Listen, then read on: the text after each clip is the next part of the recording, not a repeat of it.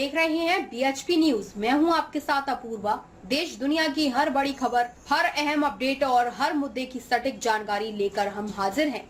आइए शुरू करते हैं आज की प्रमुख खबरें। बेंगलुरु में कर्नाटक गृह मंत्री प्रियंक खड़गे ने कहा है कि ऐसे संवेदनशील मुद्दों पर मीडिया में चर्चा का समय नहीं है। उन्होंने HD कुमारस्वामी के 2018 वाले बयान पर प्रतिक्रिया देते हुए कहा कि उन्हें ये बातें अपनी आत्मकथा में लिखनी चाहिए। ಬಿಡದಿ ಟೌನ್ಶಿಪ್ ವಿಚಾರಕ್ಕೆ ಸಂಬಂಧಪಟ್ಟಂತೆ ಕಾಂಗ್ರೆಸ್ ನಾಯಕರು ಕುಮಾರಸ್ವಾಮಿ ವಿರುದ್ಧ ಒಂದಷ್ಟು ಅಟ್ಯಾಕ್ ವಾಗ್ದಾಳಿ ನಡೆಸುವ ಸಂದರ್ಭ ಕುಮಾರಸ್ವಾಮಿ ಒಂದು ಹೇಳಿಕೆ ಕೊಟ್ಟಿದ್ದಾರೆ. 2018 ಯಾರು ನಮ್ಮ ಮನೆ ಬಾಗಿಲಿಗೆ ಬಂದಿದ್ರು ಕಾಂಗ್ರೆಸ್ನವರು ಅಸ್ತಿತ್ವದ ಬಗ್ಗೆ ಪ್ರಶ್ನೆ ಮಾಡ್ತಾರಲ್ಲ ಅಂತ ಹೇಳಿ.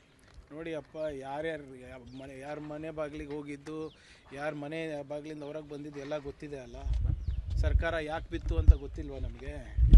ಸರಿಯಾಗಿ ಈಗ ಅವಾಗ ಆಗಬೇಕಾದಾಗ ಎಲ್ಲ ಸಿದ್ಧಾಂತ ತತ್ವ ಒಂದೇ ಅಂತ ಹೇಳಿದ್ರು. ಇದೇ ಮಾಜಿ ಮುಖ್ಯಮಂತ್ರಿಗಳು, ಕೇಂದ್ರ ಸಚಿವರು ಒಂದು ದೊಡ್ಡ ಆರ್ಟಿಕಲೇ ಬರೆದಿದ್ರಲ್ಲ RSS ವಿರುದ್ಧ.